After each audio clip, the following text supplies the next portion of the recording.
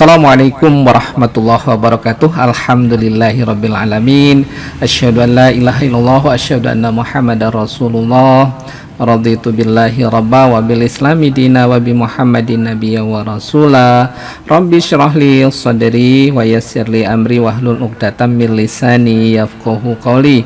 Halo, apa kabar Anda semua di mana saja Anda berada? Semoga Anda selalu diberikan kesehatan, rezeki yang barokah dan kebahagiaan dalam hidup ini. Kita akan lanjutkan sharing kita, pembicaraan kita tentang pertimbangan di dalam memilih bibit hijauan pakan ternak. Ini sangat penting karena keberhasilan di dalam produksi hijauan pakan ternak itu berkaitan dengan pemilihan bibit yang tepat tentunya ya. Oke, jenis-jenis hijauan pakan ternak yang umum dibudidayakan adalah jenis rumput dan kacang-kacangan ya. Ada sumber seratnya, kalau ini sumber selulusanya, ada juga sumber proteinnya ya, baik dalam bentuk tanaman tunggal maupun tanaman campuran. Nah, sedangkan kelompok hijauan lain dan beberapa kacang-kacangan biasanya diperoleh dari hasil samping kegiatan budidaya tanaman pangan, limbah pertanian atau dedaunan. Nah, yang sering terjadi di kita sumber protein atau kacang-kacangan itu misalnya diambil dari jerami, misalnya jerami kacang atau jerami-jerami yang tanaman utamanya itu kita atau digunakan untuk manusia, dikonsumsi manusia, sementara jeraminya diberikan. Namun dengan kemajuan industri peternakan sudah tidak bisa lagi mengandalkan demikian ya. Semuanya hijauan pakan itu didorong untuk ditanam atau dibudidayakan secara profesional. Misalnya tanaman legium pohon, ada indigo vera, ada gamal, ataupun ada angsana, dan yang merambat juga harus ditanam dengan baik dan dikelola dengan baik, karena bagaimanapun itu adalah salah satu faktor utama keberhasilan kita mengelola ternak ruminansia. Nah, keberhasilan budidaya hijauan pakan ternak sangat dipengaruhi oleh bibit oleh bibit yang akan digunakan sebelum memutuskan untuk melakukan budidaya tanaman hijauan pakan ternak, tentunya petani peternak ini perlu mempertimbangkan terlebih dahulu jenis tanaman hijauan pakan ternak yang akan dibudidayakan. Misalnya diantaranya beberapa pertimbangan apa saja sih yang harus dilakukan. Yang pertama itu adalah jenis ternak yang dibudidayakan. Nah, jenis ternak ini akan sangat berpengaruh pada jenis tanaman hijauan pakan yang dibudidayakan. Disesuaikan dengan jenis ternaknya, khususnya berkaitan dengan tingkat kesukaan terhadap jenis hijauan pakan tersebut. Misalnya kita akan memelihara sapi perah ataupun sapi potong ataupun kambing perah kambing perah kita harus sesuaikan dibanding dengan misalnya sapi. Itu ada beberapa hijauan tertentu yang memang tingkat kesukaannya atau palatabilitas kambing ini akan sangat berbeda dibandingkan dengan sapi perah ataupun sapi potong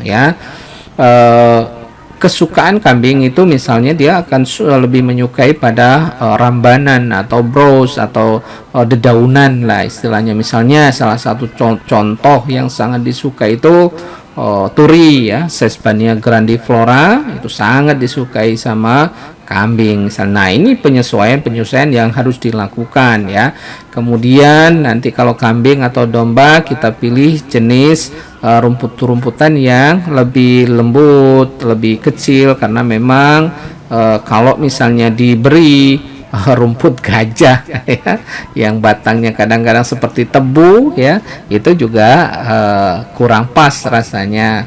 Kalau toh dipaksakan ya harus kita chopper, butuh lagi input alat yang harus dibeli. Nah ini kurang efisien ya, kecuali ternak kambing atau kambing perah yang kita kelola sudah banyak, sudah besar ya jumlahnya, itu mungkin bisa dikelola atau kita belikan benar-benar mesin chopper yang bisa memotong-motong, mencincang daripada hijauan pakan. Nah, yang kedua pertimbangannya ialah produktivitasnya. Misalnya dipilih jenis hijauan pakan yang produktivitasnya tinggi, jelas ini ya.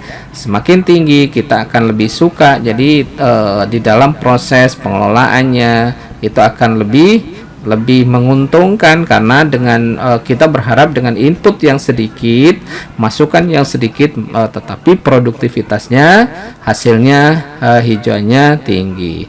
Yang berikutnya, yang ketiga, yang jelas itu kandungan nutrisinya. Nah, pasti setiap hijauan itu ada perbedaan ya kandungan nutrisinya. Kita pilih jenis hijauan pakan yang kandungan nutrisinya tinggi tentunya. Kemudian kita pilih apakah kita kombinasi dengan produksi ini ya leguminosa, baik yang leguminosa merambat ataupun leguminosa pohon ya, yang sesuai. Apakah sekaligus kita bikin sistem 3 strata, nanti di pagarnya kita tanam misalnya pohon ya, pohon legium pohon ya, itu akan lebih bagus lagi dan akan lebih efisien.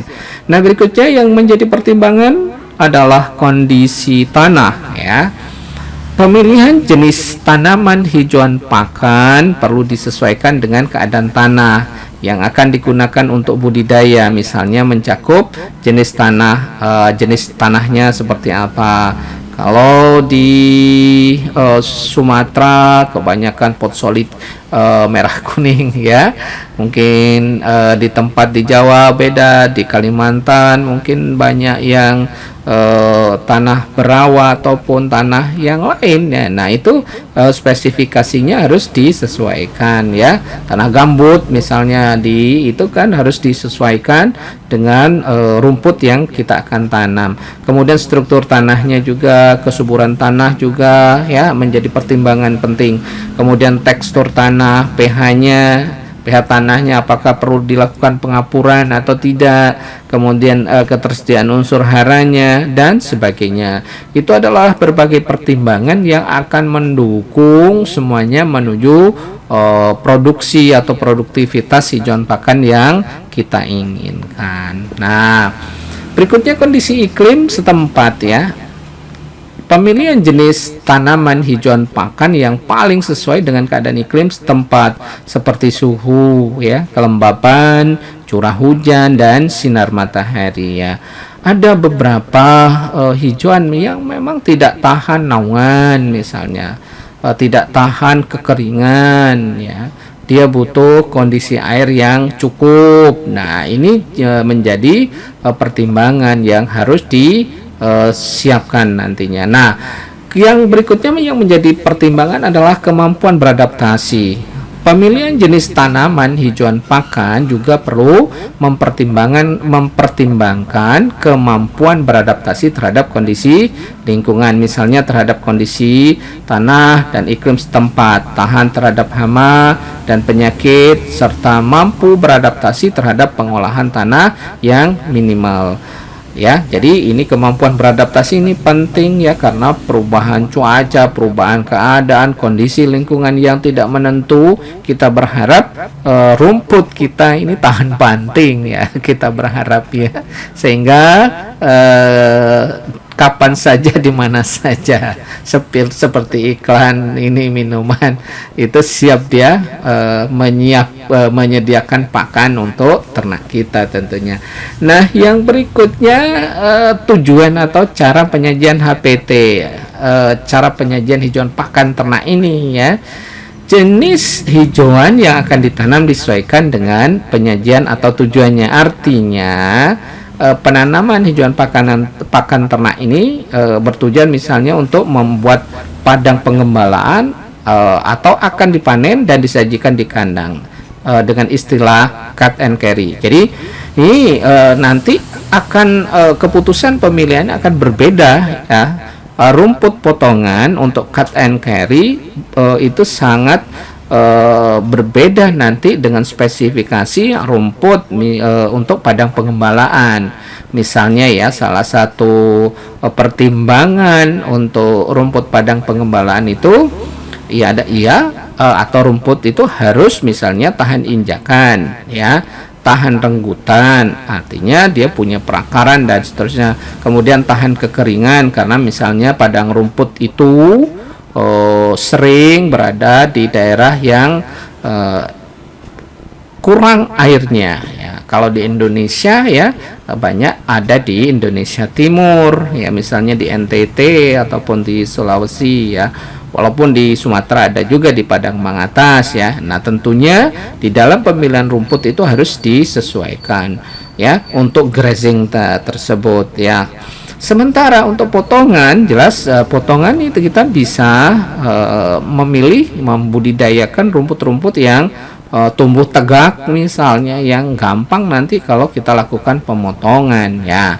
Itulah beberapa pertimbangan tujuannya seperti apa, apakah disajikan dalam bentuk penggembalaan atau grazing, atau disajikan atau defoliasi ya. Pemanenan rumput itu dikenal dengan defoliasi, itu dengan sistem cut and carry, potong kemudian kita angkut ya, diberikan kepada ternak di kandang itu ya. Oke.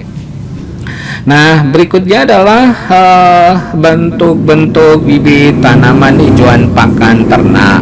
Nah, salah satu faktor keberhasilan budidaya tanaman hijauan pakan ternak adalah faktor bibit, di mana bibit tanaman hijauan pakan ternak dapat dibedakan dalam 3 bentuk ya. Bisa stek ya, bisa poles dan biji, dan bisa juga stolon ya. Nah, misalnya kita menggunakan stek ya, nih pengambilan stek atau sering juga disebut dengan pemotongan stek ini dapat menggunakan alat misalnya pisau, golok, sabit atau arit yang tajam ya, dengan harapan agar dihasilkan permukaan potongan yang halus atau tidak cacat.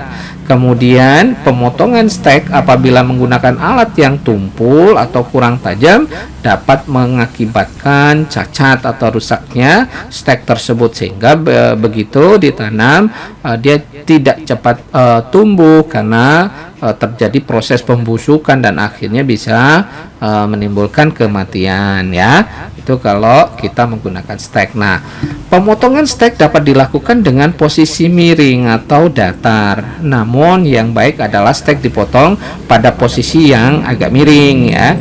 Apa alasannya? Alasan pemotongan miring ya pada stek mempunyai permukaan yang lebih luas, sehingga kontak ya dengan tanah itu dibandingkan dengan stek datar itu lebih luas ya, lebih luas dia kontak dengan tanahnya kalau kita potong dengan posisi yang miring. Kemudian stek batang rumput yang dipotong pada posisi datar atau rata kemungkinan itu akan pecah pada bagian yang digunakan untuk bibit ada yang besar ya.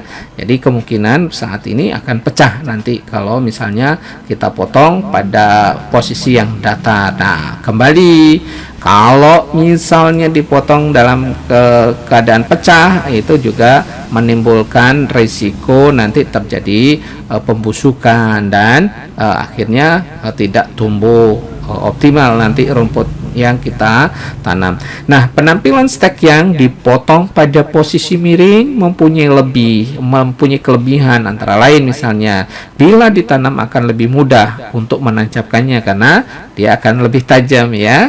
Nah, bila dibandingkan dengan stek yang dipotong pada posisi datar, dia seolah-olah tumpul dia. Jadi waktu kita menanam itu.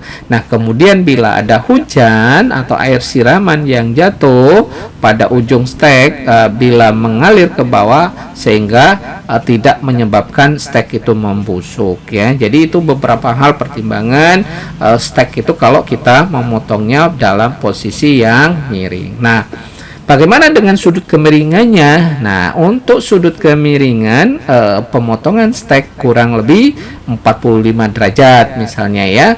Sedangkan batang atau pucuk yang diambil minimal 2 mata tunas ya, atau panjangnya kurang lebih lah sekitar 20 sampai 25 cm.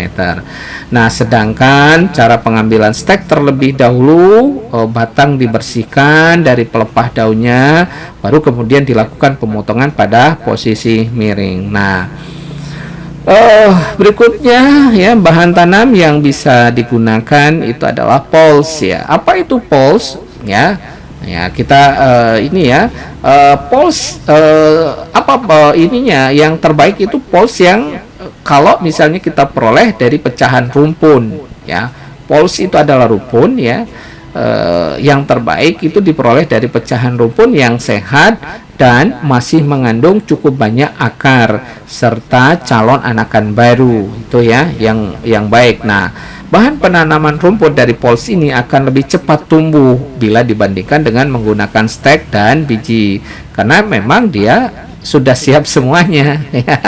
Jadi anakan tinggal masukkan, tancapkan, karena akarnya sudah ada, batang sudah ada, daunnya sudah ada, tinggal dia siap, tergantung pada media tanam atau tanah yang tempat kita menanamnya.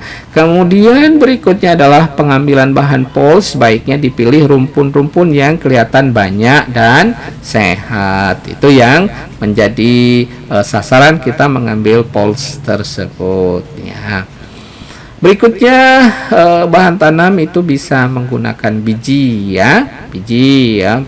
Ini biji ini ya, bahan penanaman menggunakan biji atau benih menghendaki media tumbuh yang halus, subur, bersih dan mantap tentunya ya. Perlu kalau misalnya tanahnya itu dilakukan pengolahan. Kalau tidak, ini akan berkompetisi bersaing ya dengan gulma atau tanaman yang tidak kita inginkan, sehingga memerlukan tadi ya pengolahan tanah yang benar-benar efektif ya, yang pengolahan tanah yang optimal serta pemeliharaan yang teliti sejak awal. Nah, benih atau biji yang berkualitas baik yang baik dicerminkan seperti apa hasil pengujian daya tumbuh dan kemurniannya, daya kecambahnya seperti apa. Nanti kita akan jelaskan di beberapa hal tentang benih ini ya.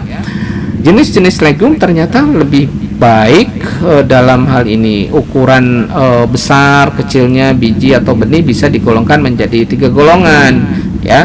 Misalnya untuk ukuran yang besar yang dibenamkan kurang lebih 3 cm itu misalnya kaliandra ya, kaliandra, kalau tirsus ya, kalau tirsus. Kemudian berikutnya ukuran ya sedang yang dibenamkan kurang lebih antara 1 sampai 3 cm. Kemudian ukuran yang lembut dibenamkan kurang lebih dari 1 cm. Itu demikian yang bisa disampaikan dalam kesempatan ini. Semoga Anda tetap semangat. Nasrun minallah fatun qarib. Wassalamualaikum warahmatullahi wabarakatuh.